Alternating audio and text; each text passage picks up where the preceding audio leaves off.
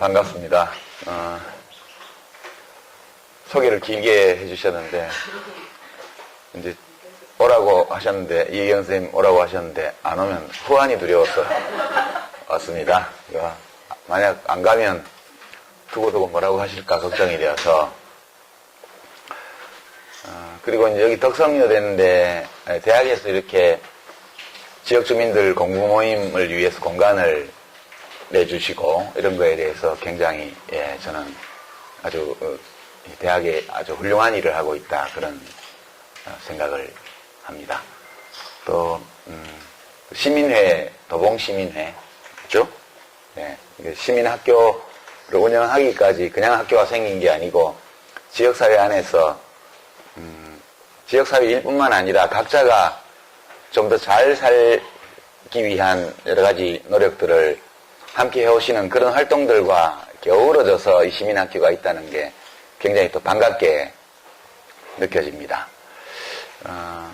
그리고 이제 여성들이 대부분이신데요. 특히 우리나라는,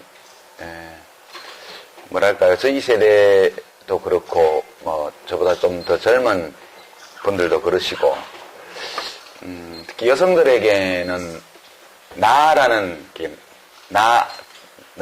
그 자아에 대한 관념, 또 내 삶을 내가 원하는 방향으로 그런 색깔로 이렇게 살아가겠다는 생각, 이런 것들을 하기 어려운 조건에서 살아오셨는데, 인생을 한 반쯤 이렇게 또는 반 이상 살고 나서 인문학 공부를 이렇게 하는 것은 또 굉장히 좋은 일이라고 생각합니다. 좀 늦었지만, 늦었다고 해서 꼭 멀리 갈 수 없는 것은 아니라는 생각을 합니다.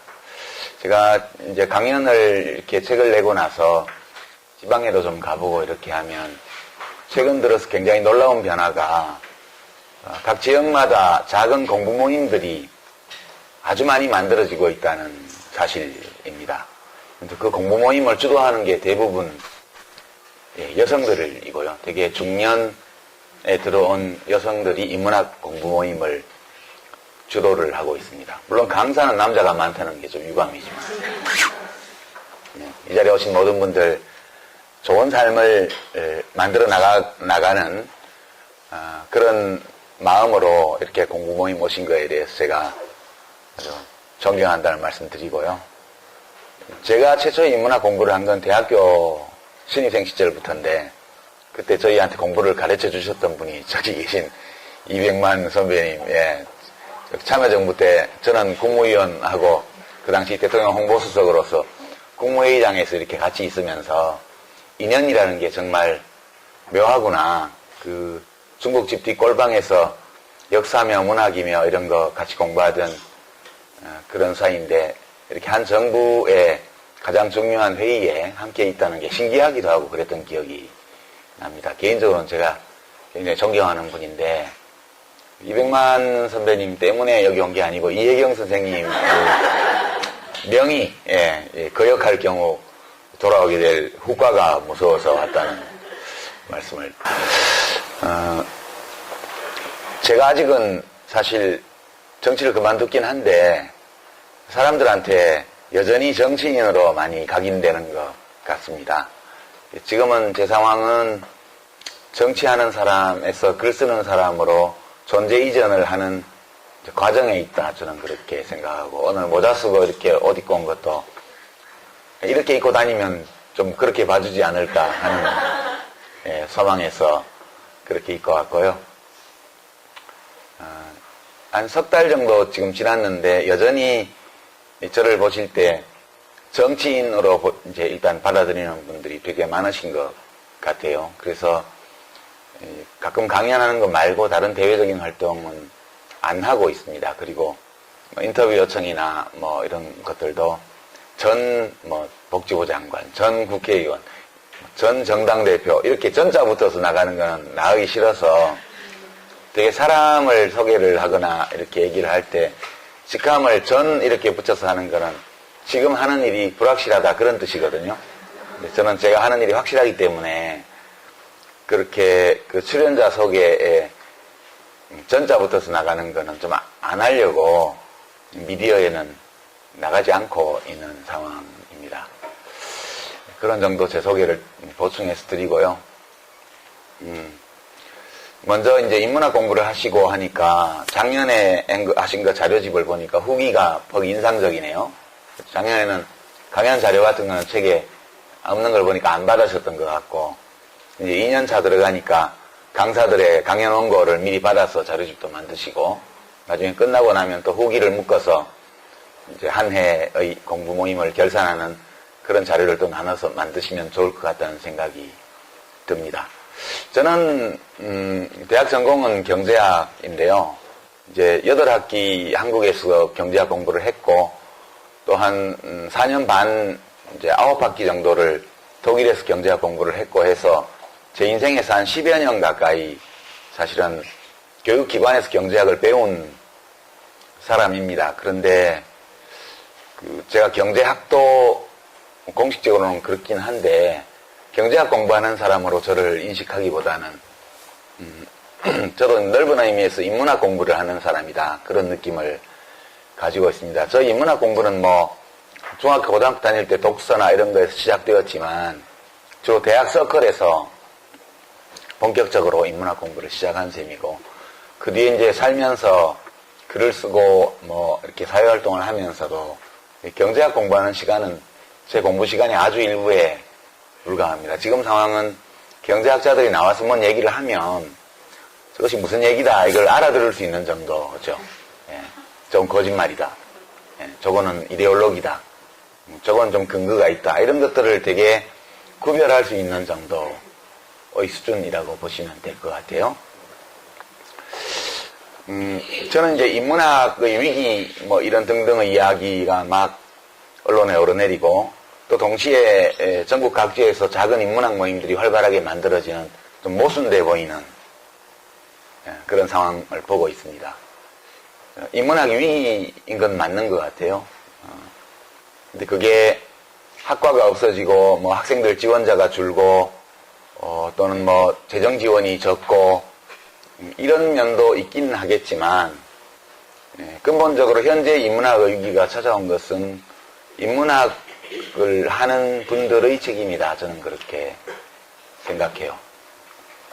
인문학이 뭐냐 이렇게 물으면 여러 가지 답을 할 수 있지만, 저는 인문학은 인간에 관한 학문이라고 생각해요. 인간이 뭐냐, 어떤 존재냐, 인간들은 왜 이렇게 살지, 또는 사람들은 어떻게 살아야 하지, 어떤 식으로 살고 있지, 그런 것들을 해명하는 학문이 인문학이라고 봅니다. 우리가 인문학 공부를 하는 이유는 지적 호기심 때문이기도 하지만 되게 그런 공부를 해서 내가 잘 살고 싶은 거죠. 잘 산다는 게 뭐 맛있는 음식 먹고 좋은 집에 살고 멋진 옷 입고 이런 게 아니고, 스스로 생각할 때 한 인간으로서 내가 참 의미 있게 잘 살았구나, 혹은 잘 살고 있구나, 이렇게 판단을 해야 자기 삶이 기쁘게 받아들여지는데, 자기 삶에 대해서 그와 같은 판단을 할 수 있는 어떤 토대를 구축하기 위해서 인문학 공부를 하는 것이라고 저는 생각합니다. 제 자신이 물론 인문학 공부 자체가 굉장히 즐거움을 주긴 하지만 전국적으로 인문학 공부를 하는 이유는 나를 알고 싶어서죠. 남을 이해하고 싶고, 나와 남이 왜 이런 식의 관계를 맺어가고 있는지를 알고 싶고, 그리고 사람들이 사는 건 늘 이랬는지, 아니면 지금 살고 있는 이 양상, 이 방식은 지금 시기에 한시적으로 좀 특별하게 있는 것인지, 만약 시대마다 사람들이 다르게 살았다면 그 다른 삶을 관통하는 인간의 삶에 대한 어떤 본질적인 그런 측면은 뭔지, 이런 것들을 알고 싶은 거죠. 인문학 공부는 결국 나를 확인하는 과정이라고 저는 생각을 합니다. 근데 인문학 책을 읽다 보면 좀 재미가 없는 경우가 대단히 많아요. 저도 책을 읽다 보면 이거 좀 재미없다 싶은 책들이 무지하게 많은 거죠. 그리고 재미없다는 생각이 드는 것은 왜 그러냐면, 읽고 나서 내 삶을 이해하는데 그닥 도움이 안 되는 것 같다는 느낌, 이런 게 들 때 책이 재미없는 것 같아요. 우리가 인문학 책을 읽으면서 공감이 가거나 또는 새로운 깨달음을 얻거나 혹은 자기가 이미 알고 있던 것을 조금 다르게 표현된 걸 발견하는 즐거움, 이런 걸 느낄 때 책 읽기가 행복해지는 것 같고 사람들과 이야기 나누는 게 즐거워지는 것 같습니다. 네, 이제 지금 우리가 알고 있는 인문학의 위기는 인문학 자체에서 나온 것이라고 저는 생각하는데요. 왜 그러냐 하면 제가 오늘 준비한 주제가 이제 그 핵심 내용이라고 저는 생각을 해요. 인문학이 시작된 것은 수천 년 되었죠. 이제 문명이라는 게 발생한 때부터 사람들은 어떻게 살 것인지를 사실 많이 고민했고요. 삶은 무엇이며 죽음은 무엇인가, 인간은 어떤 존재인가, 우리의 본성은 어떠한가, 이런 거에 대한 고민을 수천 년 전부터 해왔습니다. 사실 그 고민의 내용을 보면 우리가 문헌으로 남아있는 걸 볼 수밖에 없는데, 그게 제일 많은 게 한쪽은 고대 그리스 시대의 철학자들이 인간에 대해서 남긴 여러 통찰력 있는 책들, 그게 있고요. 또 한편으로는 이제 중국에서 약 한 3,000년, 2,000년 전 그 무렵에 소위 제자백가 시대에 제출되었던 그런 인간과 사회, 사람의 관계에 대한 여러 철학, 이런 것들이 크게 보면 두 갈래로 남아있는 것 같아요. 많이 있었겠지만, 문명이 발생한 모든 지역에서 그런 것들이 있었겠지만, 유감스럽게도 문자 형태로 남아서 오늘까지 전해지는 건 대개 고대 그리스 아니면 중국인 것 같습니다. 그리고 이제 소크라테스나 플라톤이나 아리스토텔레스가 고민했던 문제나 노자, 장자, 공자, 맹자, 묵자가 고민했던 내용이나 거의 비슷한 것 같아요. 그건 현대인들이 고민하고 있는 내용과 똑같다고 저는 느끼거든요. 근데 문제는 약 2000년, 3000년의 기간에 걸쳐서 인문학이 발전해오고 처음에 뭉뚱그려서 철학이나 이런 걸로 되어 있던 것이 분야 학문으로 이렇게 세분화되면서 더 깊고 전문적으로 이렇게 연구가 진행이 되었습니다. 그런데 우리가 알고 있는 인문학의 가장 큰 결함이 하나 있는데요. 그게 뭐냐 하면 인간이 어떤 존재인지 물질적으로요. 인간의 정신이 어디서 왔느냐 이런 거 이전에 몸을 가지고 있는 뭘 먹어야 살아가는, 그리고 일정한 시간밖에 살 수 없는 존재로서의 생물학적 존재로서의 인간에 대한 사실, 그것이 너무 아는 게 적었던 거죠. 그러니까 우리는 우리 자신에 대해서 제대로 알지 못한 가운데 인문학을 발전시켜 왔어요. 그러니까 우리가 어떤 존재인지를 알려면 실제로 저는 이제 유물론이 철학적으로도 옳다는 입장인데, 먼저 내가 나를 알고 싶으면 내가 대상이잖아요. 우리가 인간을 이해하고 싶다면 대상이 되는 게 인간인데, 우리가 어떤 대상을 이해하고 싶으면 그 대상이 어떤 구조를 가지고 있고 어떻게 작동을 하고 있고 그 대상이 가지고 있는 특징들은 왜 그렇게 되어 있는 건지에 대해서 먼저 알아야 제대로 그 대상이 왜 어떤 행동을 하는지 그걸 알 수 있다고 저는 생각해요. 특히 우리가 그 인간에 대해서 정말 모르는 가운데에 철학을 구축한 건데요. 그러니까 우리가 많이 이제 인용하는 것 중에 인생은 고해다, 이제 부처님 말씀이에요. 생로병사 이런 것이 고통과 괴로움의 원천이다, 이렇게 이야기를 했는데, 사람이 살고 늙고 병들고 죽는 것은 눈으로 다 볼 수 있습니다. 그래서 왜 이런지에 대해서, 이런 것들을 어떻게 받아들여야 될지에 대해서 많은 이야기들을 했는데, 문제는 실제 우리 인체가 어떻게 구성이 되어 있고 이런 걸 몰랐다는 거예요. 세포가 있다는 것을 알게 된 것은 몇백 년 되지 않습니다. 그리고 한때는 계산은 머리에서 하고 느끼는 것은 심장이 느낀다, 이렇게 믿어왔지만 심장은 아무것도 느끼지 않는다는 사실을 알게 된 것도 몇백 년 되지 않아요. 그 병이 왜 생기는지도 몰랐습니다. 세포가 있다는 것을 모를 때에는 질병이 왜 생기는지를 몰랐어요. 그러니까 우리 한의학 같으면 그걸 신체 장기의 균형으로 설명을 하려고 그랬던 거죠. 그런 면도 분명히 있지만 우리 몸이 약 10조 개의 세포로 구성되어 있다는 것은 몰랐죠. 그리고 우리의 모든 생각과 느낌, 우리들의 행동을 조율하는 기관이 뇌라는 것은 어렴풋이 알고 있었지만 우리 뇌가 어떤 식으로 자기를 인지하고 타인을 인지하고 세상을 인지하는지에 대해서, 뇌가 어떤 식으로 작동하는지에 대해서는 아는 게 거의 없었습니다. 그러니까 대상 자체가 어떻게 만들어져 있는지를 잘 모르는 가운데 이 대상을 이해하려고 노력한 그 노력의 산물이 우리가 알고 있는 인문학이다. 철학, 심리학, 문화인류학, 역사학, 그 다음에 최근에 와서는 이제 패션에 대한 연구라든가 이런 거 등등 포함해가지고요. 우리가 아는 모든 인문학, 전통적인 인문학은 인간 그 자체에 대한 지식이 지극히 빈약한 상태에서 쌓아올린 학문이라는 거죠. 그러니까 우리가 다 대상 자체를 해부해서 볼 수 없어도 사실은 관찰을 통해서 많은 것들을 알 수 있어요. 그런 정도의 타당성은 있죠. 다윈이 진화론을 썼을 때는 유전학이 없었거든요. 유전학이 없었습니다. 무언가 유전된다는 것은 우리가 관찰을 통해서 부모와 자식이 닮았다는 거, 오리는 오리를 낳는다는 거, 이거 관찰을 통해서 알 수 있잖아요. 이거 오로지 다윈은 육안으로 관찰한 한 사실과 그 사실 사이의 인과관계를 추론하는 것만으로 모든 종이 공통의 조상에서 유래했을 거라는 가설을 세웠죠. 이게 인간 정신이 정말 위대한 겁니다. 세포에 대해서도 모르고 유전자에 대해서도 모르고 DNA 이런 것도 전혀 모르는 가운데에 오늘날의 이 모든 과학적 발견들이 정확하게 뒷받침하는 올바른 이론을 만들어낸 거죠. 다윈은 정말 천재입니다.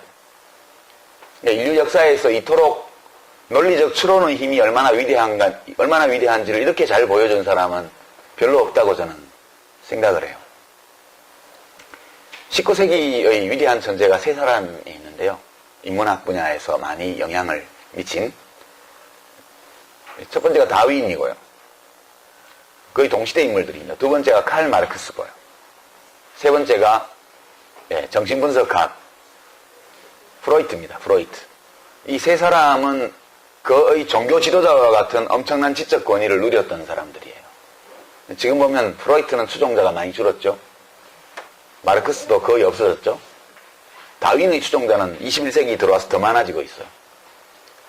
그러니까 20세기에만 하더라도 다윈의 영향력이 그닥 큰 것 같지 않았었는데 20세기 말 21세기에 들어오면서 인문학의 모든 분야를 다윈이즘이 점령해 들어오는 양상으로 지금 가고 있습니다. 왜 그럴까? 왜 세월이 가면 갈수록 다윈의 힘이 커지는 걸까? 이거는 과학적 발견과 관계가 있죠. 프로이트는 이제 인간의 정신을 세 범주로 나눴습니다. 다 아시는 것처럼. 공부하셨죠?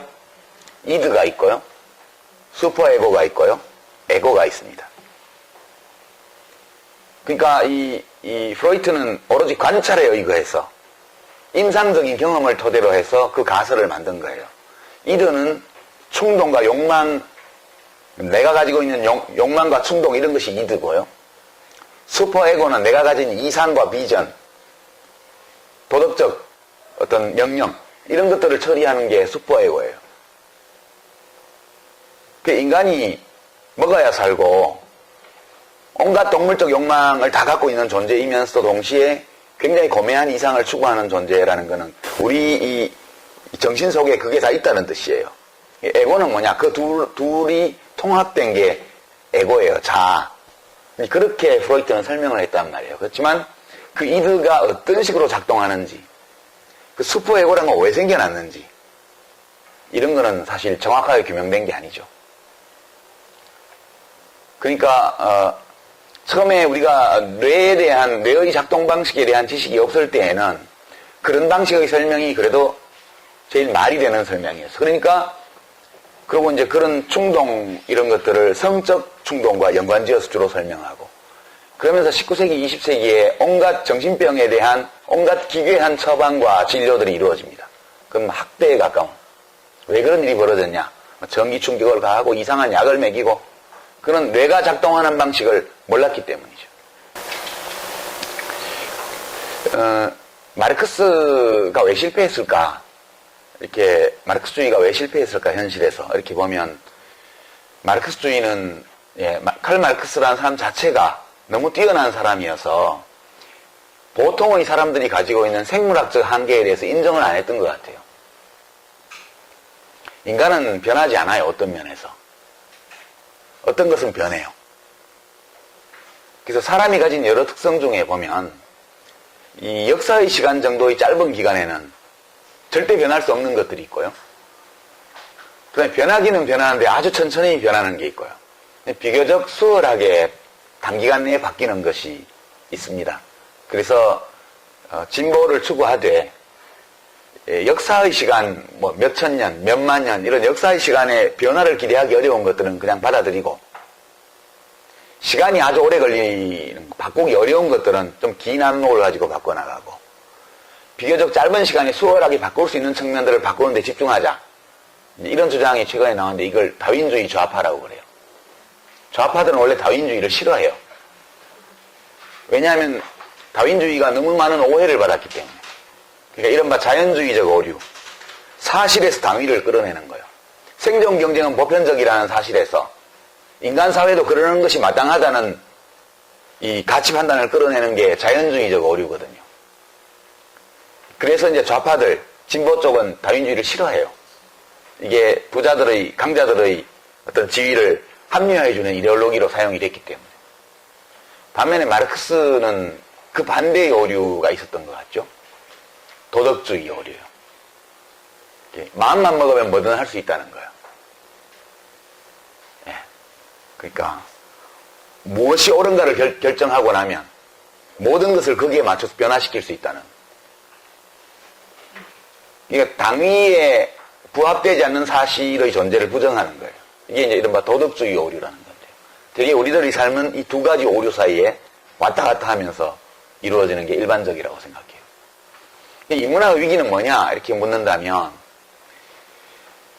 이 20세기 말에서 21세기 초에 걸쳐서 최첨단 진단 장비를 동원해서 뇌과학자들과 진화생물학자들과 신경생리학자들이 발견한 우리 인간의 물질적 실체에 대한 수많은 사실들이 있어요. 예전에 몰랐던, 일찍이 알았더라면 처음부터 어떤 인간에 대한 학문들을 세울 때 그 점을 우리가 고려해서 세웠을 것으로 보이는 그런 중요한 사실들이요. 그것을 모르는 상태에서 세워진 것이 우리가 알고 있는 전통적 인문학입니다.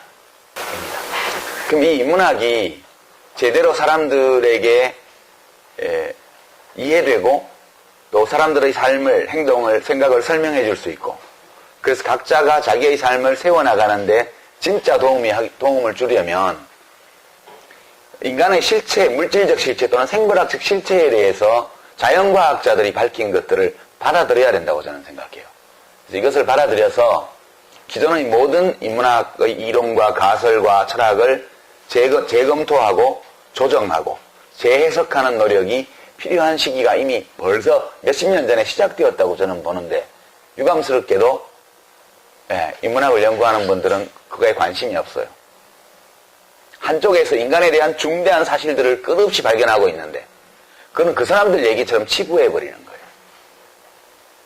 그리고 그것을 인정하고 받아들여서 기존의 인문학 철학체계, 인문학 체계 속에서 녹여내고 반영하는 그런 노력들을 거의 안 하고 있는 게 아닌가 저는 그런 생각을 합니다. 그래서 나타나는 증상이요. 자연과학자들이 인문학책을 쓰는 거죠. 왜냐면 인문학자들은 자연과학을 알려고 안 하니까. 그래서 나온 유명한 책들이 많습니다. 그 중에 이제 대표적인 걸 들면 칼 세이건이라는 돌아가신 분인데요. 이분이 쓴 코스모스라는 유명한 책이 있어요. 이만큼 두꺼운 거예요. 그게 우주와 자연에 대한 어떤 자연과학적 지식을 압축한 아주 훌륭한 교양서인데요. 저는 그 책을 읽으면서 이건 인문서다 이런 느낌이 굉장히 강하게 들었어요. 실제로 세이건은 그 책 말고도 뭐 점성술이라든가 미신 이런 거에 관한 책도 썼고요. 민주주의, 정치에 관한 책도 썼습니다. 근데 그 모든 그 사람의 발언의 밑바닥에는 우주와 자연에 대한 자연과학자로서의 칼 세이건의 이해가 딱 깔려있죠. 그래서 그분들이 쓴 책은 자연과학 책처럼 보이지만 실제로는 저는 어떤 인문학 책보다 인간에 대해서 많은 것들을 알려준다, 저는 그렇게 느꼈습니다. 리처드 도킨스라는 그 생물학자가 1970년대 후반에 이기적 유전자, 셀피시 진이라는 유명한 책을 썼습니다. 이것은 이제 다윈의 이 이론을 좀 더 심화한 건데요. 이게 생존 경쟁이라는 것이 개체 차원에서만 벌어지는 게 아니고 벌어지는 것 같지만 실제로 내려가 보면 유전자 사이의 생존 경쟁이 우리들의 삶의 가장 본질적인 요소라는 주장을 한 거예요. 근데 이제 이 도킨스가 먼저 그 책을 쓰고 나서 이제 후속작을 여러 개를 써요. 논문 시계공이나 또는 확장된 표현형 이런 아주 생물학 전문 서적과 교양도서 사이를 오가는 대중적으로 읽을 수 있을 만한 전문 생물학 책이에요. 근데 그걸 쓰다가 마지막에 최근에 쓴 게 뭐냐? 그게 만들어진 신이라고 번역이 돼 나온 The God Delusion이라는 책을 씁니다. 이게 이제 인격신을 믿는 종교와 그리고 이제 무신론에 관한 이야기인데요. 도킨스가 이 책을 쓴 것은 기존의 철학자나 신학자, 인문학자들이 신이라는 관념에 대해서 제대로 된 얘기를 안 했다고 생각해서 자기가 그걸 쓴 거예요. 그러니까 인문학, 철학의 영역으로 이 생물학자가 그냥 밀고 들어온 겁니다. 그 사람들은 철학이나 신학을 하는 사람들이 쓴 책을 읽지 않고 도킨스가 쓴 책을 읽는 거예요. 저는 이거는 철학의 위기를 보여주는 거라고 봐요. 평생 철학을 연구하신 분들, 신학을 연구하신 분들이 지금 뭘 하고 있기에 이 생물학자가 일로 밀고 들어와가지고 세계적 베스트셀러를 쓰냐. 이건 말고도요. 이건 말고도 정말 자연과학자들, 우리나라를 예를 들면 유명한 필자 중에는 이화여대 동물행동학을 하시는 최재천 선생님이 계시죠. 생명이 있는 것은 다 아름답다 이런 책도 쓰시고요. 그 뒤에 통섭에 관한 책도 쓰시고 꾸준히 연구활동도 하고 저술활동도 하시는데 이분 생물학자잖아요. 동물행동학자. 이분이 정말 우리들의 삶에 대한 많은 책들을 쓰고 계셔요. 그리고 많은 독자들이 그 책을 읽어요. 왜 그럴까요? 훨씬 더 와닿기 때문이에요. 그래서 저는 이제 우리 인문학이 그러니까 생물의 한 종으로서 또는 한 생명 개체로서의 인간이 가지는 물질적 실체에 대한 어떤 발견 이런 부분들을 인문학의 영역으로 끌어들여서 그 기반 위에 인문학을 재구축하지 않으면 앞으로 제대로 이렇게 발전해 나가기 어려운 단계에 와 있다 이렇게 느끼고 있습니다. 제가 이제 죽음에 대해서 특별한 관심을 가진 이유도 그런 독서와 관계가 있다고 저는 느껴요. 그러니까 우리가 먹는 것이 몸이 되잖아요. 여러분들 옥수수의 습격 그런 책 보셨죠?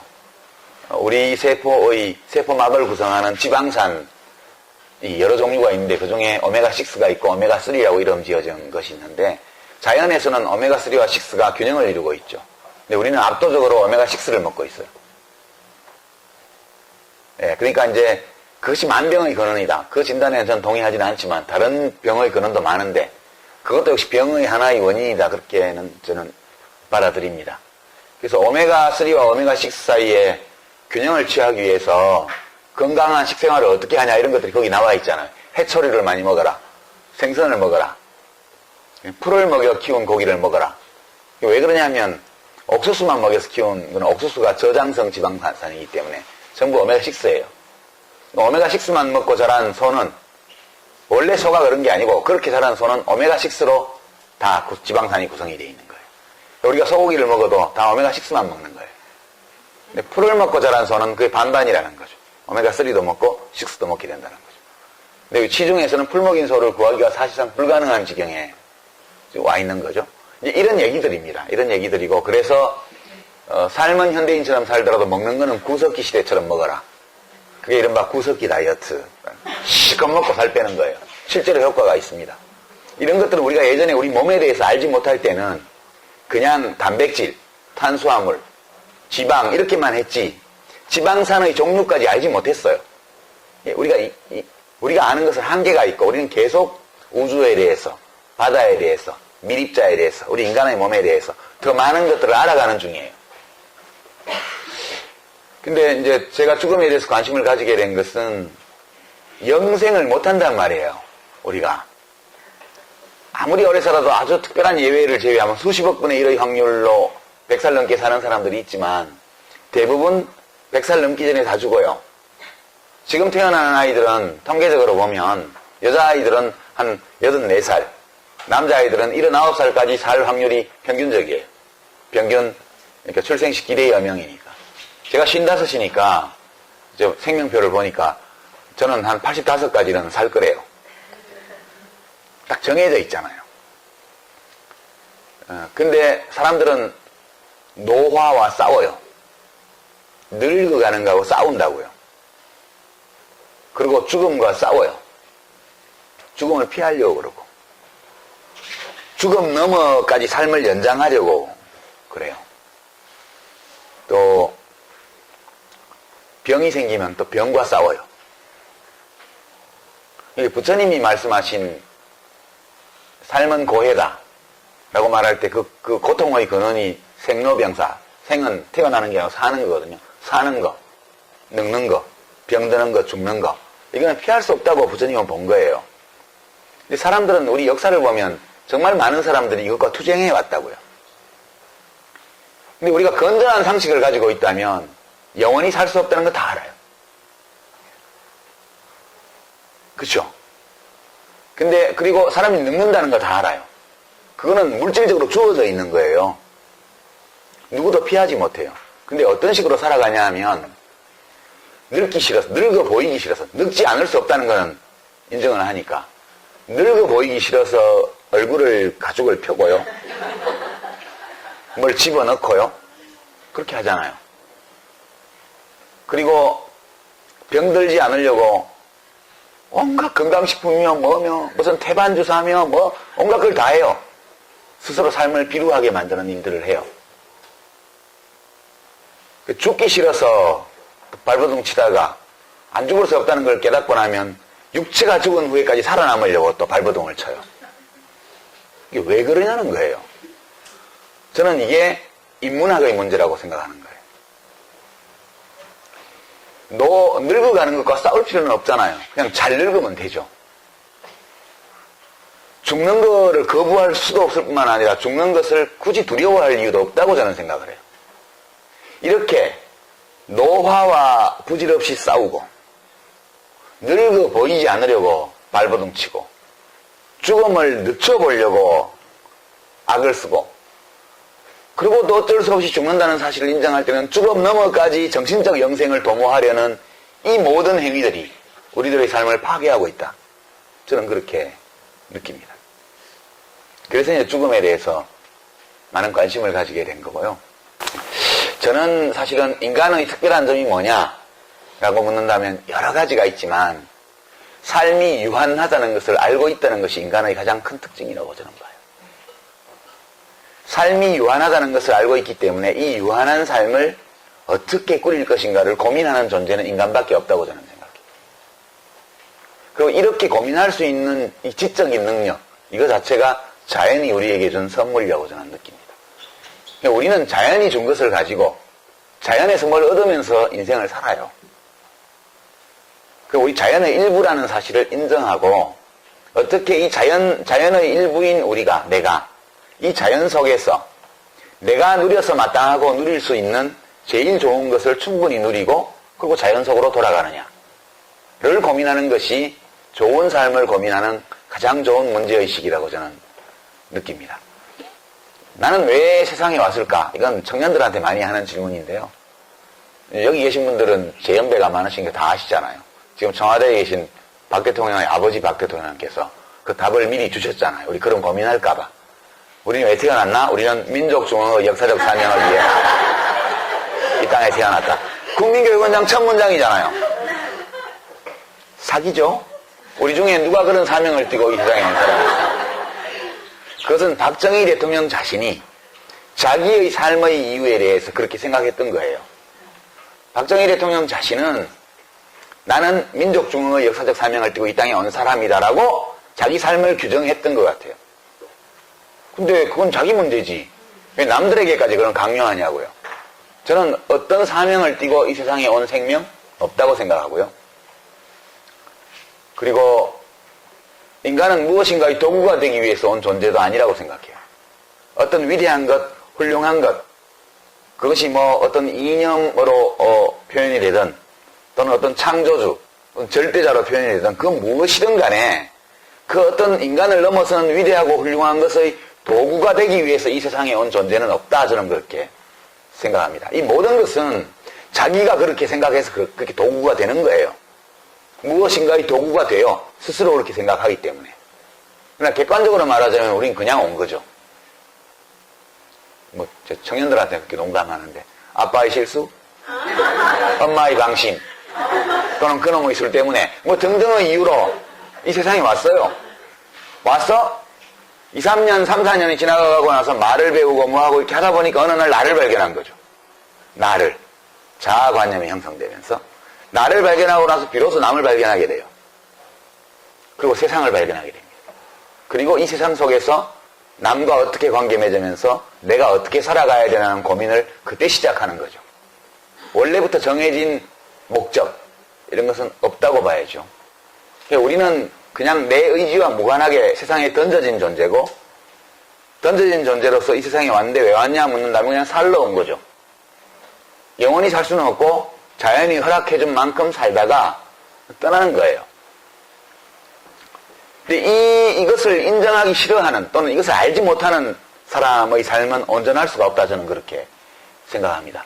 이 생물학적으로 운명 지워진 이 조건, 이것을 부정할수록, 이것과 싸울수록 우리의 삶은 피폐해진다. 저는 그렇게 생각합니다. 이 문제에 대해서 굉장히 깊은 고민을 한 사람들이 이제 제자백가 시대 혹은 그 고대 중국에 보면 노자나 묵자 같은 사람이 이 고민을 많이 했죠. 그래서 장애풍습을 가지고 이제 논쟁하는 가상적인 논쟁이죠. 만났던 적이 없을 거예요. 맹자하고 뭐 묵자가 만났다든가 이런 건 없는 것 같아요. 그냥 후대의 사상가들이 마치 직접 만나서 이야기한 것처럼 그렇게 꾸며놨을 따름이겠죠. 여기 장례풍습에 관한 얘기를 보면 그게 고대 중국에서 문제가 됐어요. 그래서 사기열전의 기록이나 이런 걸 보면 맹자도 그 문제에 대해서 한 말씀 하신 걸로 나옵니다.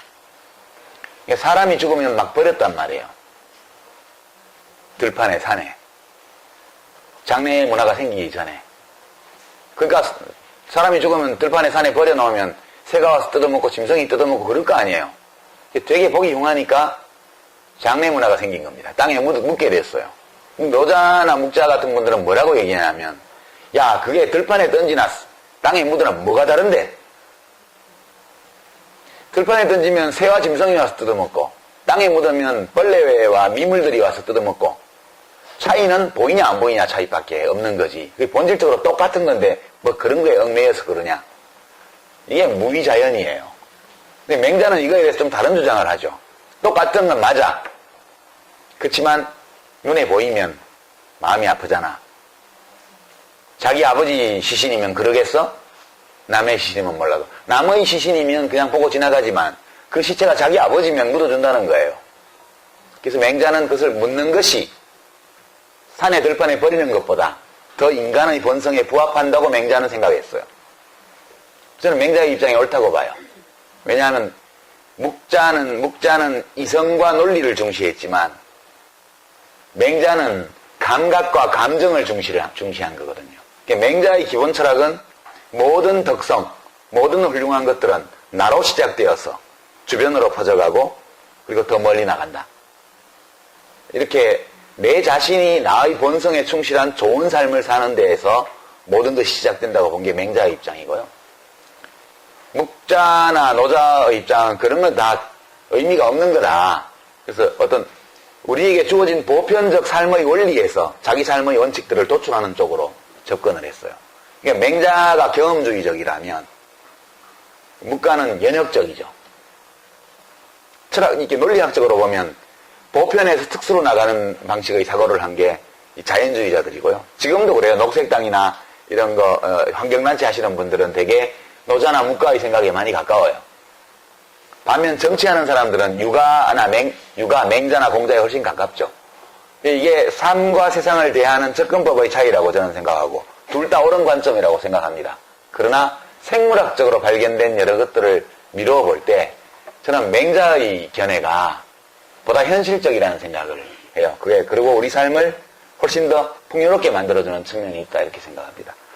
그래서 저는 이제 어떻게 죽을까? 죽음을 누구나 다 선택할 수 있는 것은 아니지만 그래도 운이 좋으면 죽음을 설계할 수 있다고 저는 생각해요. 죽음을 설계한다는 것은 단지 죽는 순간 어디서 어떻게 죽을 것인가를 설계한다는 의미가 아니에요. 죽음을 설계한다는 것은 곧 자기 삶을 설계한다는 뜻이죠. 제가 이제 이번 책에도 썼지만 20살 무렵에 이제 세상에서 벌어지는 일들을 보면서 야 이거 어떻게 하지? 그러니까 그때 저희가 본 것은 누군가 길바닥에서 광장에서 사람들을 두들겨 패고 있는데 우리 이제 격투기 하는 최용만 선수나 뭐 이렇게 키가 2m나 되고 덩치가 큰 사람이 작은 사람들, 여자들, 애들을 패고 있는 거예요. 그러면 지나가다 그걸 봤는데 그게 맞고 있는 애가 내 애도 아니고 맞고 있는 여자가 우리 엄마도 아니고 그러니까 그냥 지나가도 되겠죠. 아니 뭐 지나간다고 해서 사람들이 다 지나다니는데 그냥 모른 척하고. 근데 우리가 지나다니면 괜히 좀 찝찝하잖아요. 뭔가 해야 되는데 저건 옳지 않은데 그런 생각이 있죠. 그게 우리 본성이거든요. 그러면 우리가 제일 편하게 할 수 있는 것은 112에 신고를 하는 거죠. 112에. 112 전화를 눌렀더니 착신 전환이 돼서 그 패고 있는 남자가 받는 거야. 그거 경찰관이야. 패고 있는 게. 예를 들어서. 그런 상황이었다고 저는 주관적으로 느꼈어요. 박정희 대통령이 유신체제를 만들어가지고 온갖 국민들의 자유를 다 박탈하고 노동자들 노조 만들면 두들겨 패고 사용자가 칼로 찔러도 사용자 처벌도 안 하고 그러고 처벌해달라고 가서 대왕하면 잡아 가두고 그럴 때란 말이죠. 그러니까 이거 어떡하지? 엄청 센 놈이니까 되들어봐야 이길 수도 없어. 같이 한 대 맞고 뼈가 부러지거나 나도 뭐 발다리 부러지거나 이렇게 되겠지. 그러니까 그러지 말라고 데모해봤자 징역 3년 정찰제로 맞고 학교에서 잘리고 뻔하잖아요. 싸워서 못 이겨요. 힘이 엄청 센데. 근데 왜 학생운동을 했냐? 그러면 그게 그렇게 해서 이길 수 있다고 생각을 해서 한 게 아니고 그냥 지나가면 너무 비겁한 것 같아서 20살에 내가 여기를 그냥 지나가고 나면 나중에 70살, 80살을 살고 죽을 때 이때 상황에 대해서 어떤 생각이 들까? 그 생각을 그때 했어요. 해보니까 되게 비참할 것 같더라고요. 나의 꽃다운 청춘, 황금의 20대를 돌아볼 때 비겁하게 눈질 끈 감고 지나갔던 기억이 나의 20대에 대한 기억을 지배한다면 그 삶은 실패한 삶 아닐까? 그런 생각이 들어서 해봤자 못 이기지만 그래도 옆에서 소리라도 한번 지르고 2단 협착이라도 한번 날렸다가 어디 한 대 얻어맞고 뼈 부러져서 병원에 누워있으면 그래도 난 어느 정도 최선을 다했어. 이런 자기 위안은 되지 않을까? 그런 소박한 생각으로 했던 거거든요. 근데 그런 것들이 중요하다고 저는 생각해요. 그러니까 결국 그런 모든 삶의 행위들은 자기 죽음을 준비하는 행위예요. 죽음이라는 것은 그냥 죽는 게 아니에요. 세상을 떠나는 거고 자기의 생명활동이 모든 세포의 생명활동이 중지되는 건데 그 죽음 어떻게 죽는가라는 내용 속에서는 내가 내 삶에 대해서 어떻게 생각하면서 죽는가 그게 무지하게 중요한 것이고 그 죽음의 방식이나 이런 것도 자기 삶의 연장선 위에서 결정되는 거라고 저는 생각합니다. 저는 사실 한번 볼까요? 이런 데 묻히고 싶지 않아요. 여러분 저기 묻히고 싶어요? 저는 싫어요. 그러니까 이 죽음에 대해서 자기가 선택을 안 해놓기 때문에 저기 묻히는 거예요. 평소에 나는 나의 장례식은 어떻게 치르고 싶다는 정도는 이야기를 해둬야 돼요. 저 같으면 절대 이런 데 안 묻힙니다. 이게 뭐예요? 흉측하잖아요. 그래서 생각을 해봤어요. 여기 이제 봉분 하나마다 앞에 이제 야트막한 회양목이나 뭐 노송나무나 이런 거 심어져 있죠. 저 봉분 하나에 나무들이 다 심어져 있다면 소나무나 참나무나 느티나무나 아카시아 나무나 이런 것들이 있다면 어떨까? 그렇게 생각해보면 이렇게 되는 거예요. 이게 수목장입니다. 수목장. 제가 장관을 할 때 장사법을 고쳐가지고요. 그때까지는 아무데나 묻으면 안 되게 돼 있었어요. 이렇게 꼭 어떤 절차에 따라서 무덤을 만들게 돼 있었는데, 그냥 저렇게 평장하고 위에 나무 심고 뭐 잔디 심고 이거 가능하도록 이제 그때 법을 고쳤었는데, 훨씬 좋잖아요. 전국에 있는 모든 봉분마다 나무 한 그루, 봉분 대신 나무 한 그루가 서 있다면 얼마나 좋을까? 되게 우리 몸을 구성하는 물질은 우주를 구성하는 물질과 같아요. 인간의 몸에만 있는 원소는 없습니다. 그 지구를 구성하고 있는 모든 물질, 우리 몸을 구성하는 물질 똑같아요. 그래서 흙에서 나서 흙으로 돌아간다 이 말이 진짜 맞는 말인 게, 옛날 어른들은 그걸 어떻게 아셨는지 모르겠어요. 실제로 원자 구성을 보면 원자도 똑같고요, 분자도 똑같아요. 다 자연에 있는 거예요. 그러니까 우리는 자연 속에서 나와서 죽으면 자연으로 돌아가는 거예요. 화장을 하든 매장을 하든 이 물질은 없어지지 않아요. 그러니까 우리 몸을 구성하고 있는 물질은 어디선가 왔고, 자연에서. 우리 죽고 나면 어디론가 가는 거죠. 그러니까 정말 때로는 그런 생각을 하면 굉장히 기분이 좋아져요. 내가 없어지는 게 아니고 물질적으로 보면 그냥 함석적으로 존재하는 물질이에요, 우리는. 그렇게 생각하면 이렇게 묻히는 것이 좋은 것 같아요. 애들이 아까 본 그런 공업묘지에 와서 꼬마들 데리고 오면 어디 계단에 떨어질까봐 걱정하면서 돗자리 깔고 절하는 것보다, 아버지가 생각나는 날, 어머니가 생각나는 날, 저기 와서 어머니 묻은 데 있는 나무 밑에서 도시락 먹으면서 애들한테 할아버지 얘기를 해주는 게 훨씬 낫지 않을까요? 예. 만약 우리가 인간의 개체수가 그 공자맹자가 살았던 때처럼 아무리 발버둥을 쳐도 자연에 별다른 해를 끼칠 수 없는 조건이라면, 그러면 봉분을 만들어도 돼요. 자연이 감당할 수 있는 임계점 안에 있는 거기 때문에. 지금은 이 인간의 개체수가 70억을 넘어갔잖아요. 불과 몇십 년 만에 2배가 된 거거든요. 이대로 증가하면 지구는 더 이상 지탱할 수 없을 거라고 저는 생각해요. 최근에 저출산에 관해서 이야기가 많은데, 저는 복지부 장관 때는 저출산이 문제입니다, 출산율을 올리기 위해서 이런 정책을 하겠습니다, 무지하게 했는데요. 이제 와서 제 속을 말씀드리면, 가이아의 입장, 지구의 입장에서 보면 저출산이 돼야 된다.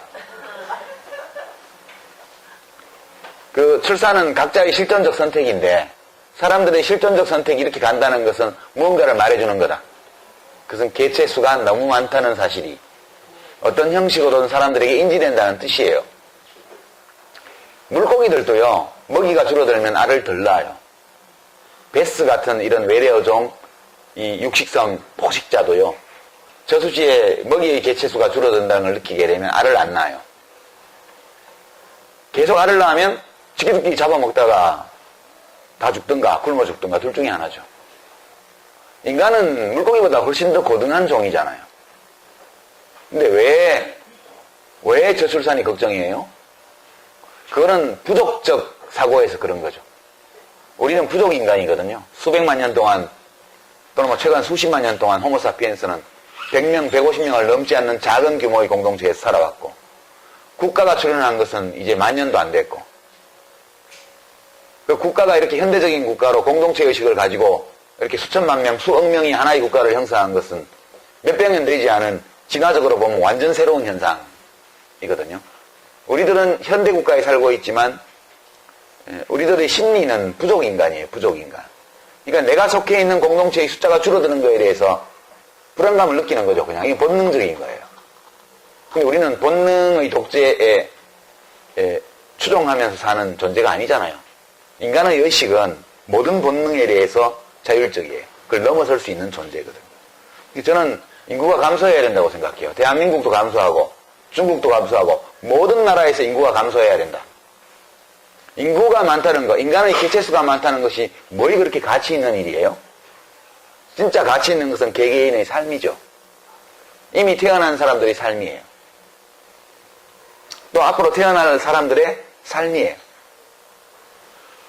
인구가 많다는 것이 무슨 국가적 영광이며, 인구가 많다는 것이 무슨 인간적 만족의 근원이 되겠습니까?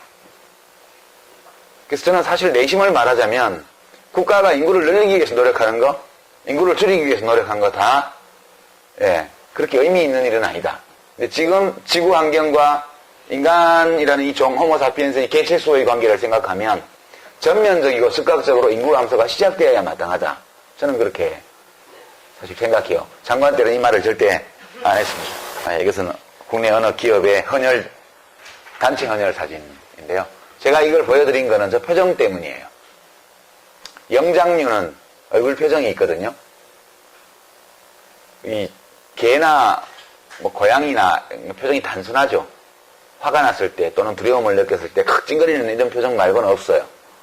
그러나 이제 오랑우탄, 침팬지, 보노보 이런 영장류 동물들은 그보다 좀 더 풍부한 표정이 있죠. 인간은 극단적으로 표정이 발달한 종이에요.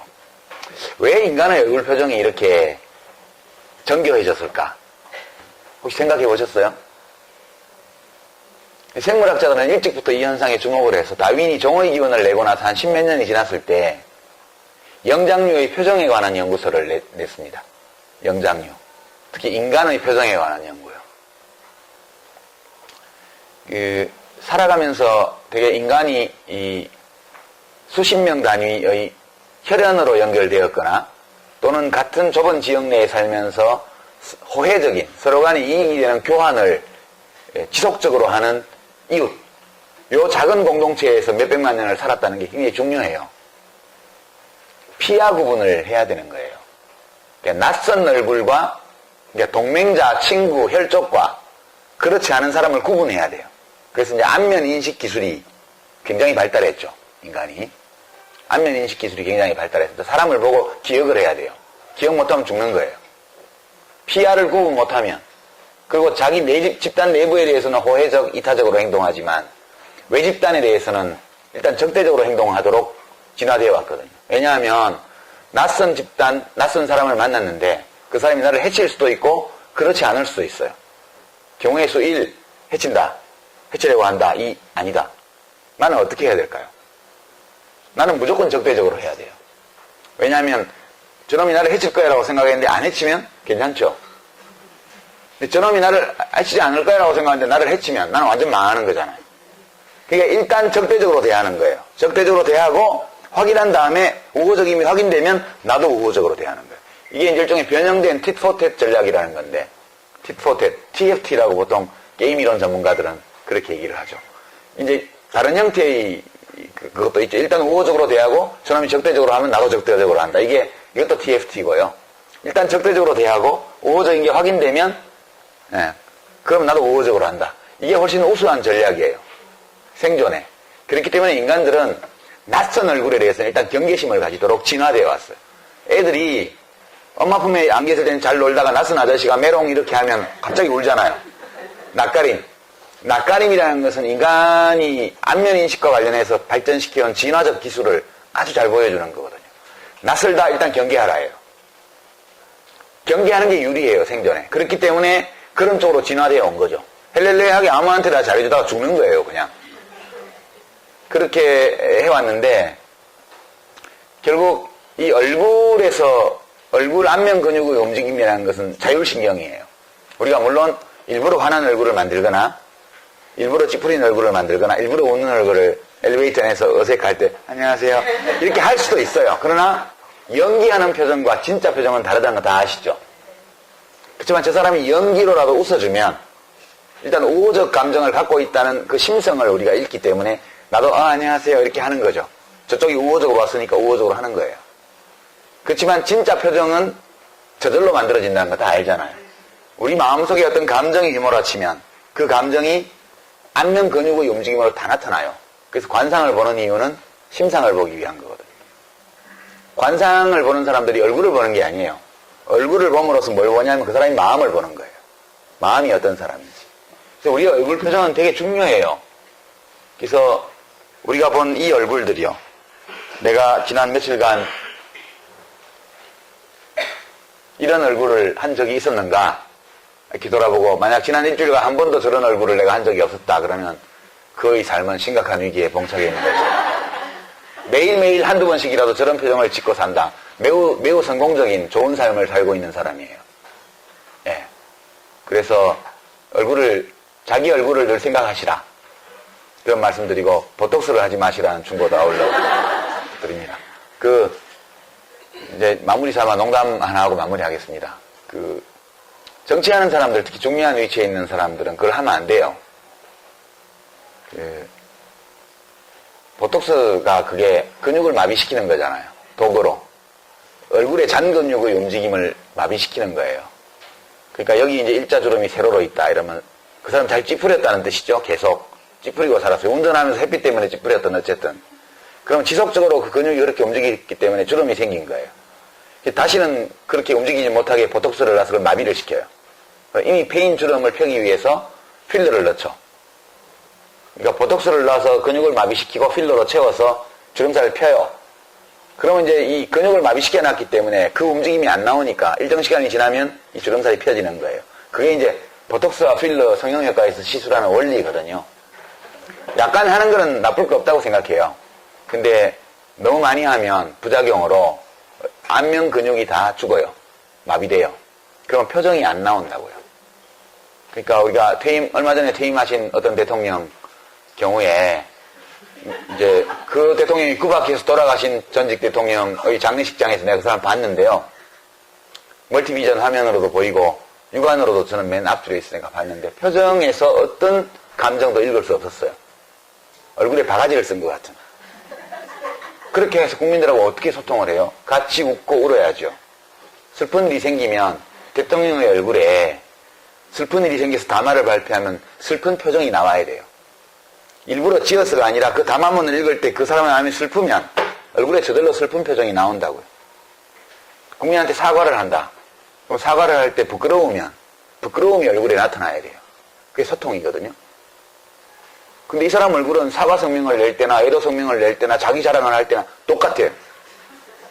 소통이 안 되는 거예요. 소통을 말로만 하는 게 아니거든요. 지금 청와대에 계신 분도 약간 좀 심하게 하신 거 아닌가 그런 불안감이 좀 들긴 하는데 얼마나 했는지는 모르겠지만 표정이 잘 안 나타나요. 일부러 사람들은 역시 실현 속에서 단련이 되어서 포커페이스, 자기 마음을 잘 다스리고 자기의 감정을 밖으로 안 드러낸다. 그게 정치인의 미덕이다. 이렇게 했는데 천만에요. 민주주의를 잘하는 미국이나 유럽 선진국의 정치 지도자들 얼굴 표정을 한번 보세요. 얼마나 풍부해요. 찌푸리고 웃고 민망해하고 이게 다 나타나잖아요. 정직한 표정이죠. 이상하게 우리나라의 정치인들은 얼굴을 가면으로 감추고 살아가는 것 같아요. 그리고 그게 사람들은 그게 미덕인 양. 우리들의 삶에 큰 영향을 미치는 의사결정을 하는 권력자, 정치 지도자의 얼굴에서 우리가 아무것도 읽을 수 없다면 그러면 소통이 안 되는 거죠, 그거는. 여러분들은 하셔도 돼요. 너무 많이 하시지는 말고요. 네. 남편한테 기분이 나쁘면 이게 나와야 되잖아요. 남편이 뭐 이벤트를 해줘서 기분이 좋아지면 이게 또 나와야 되잖아요. 그래야 또 계속 해주지. 그렇죠? 표정이라는 것은 굉장히 중요한 커뮤니케이션 수단이에요. 근데 대통령이 그걸 하는 건 난 반댈세. 그렇게 말씀드리고 싶습니다. 강의는 이걸로 마치고요. 여하튼 결론은 그런 겁니다. 죽기 때문에 삶이 행복할 수 있는 거다. 죽는다는 운명과 싸울 필요 없고 늙을 수밖에 없는 우리들의 이 세포의 운명, 따라서 우리의 운명과도 싸울 필요 없다.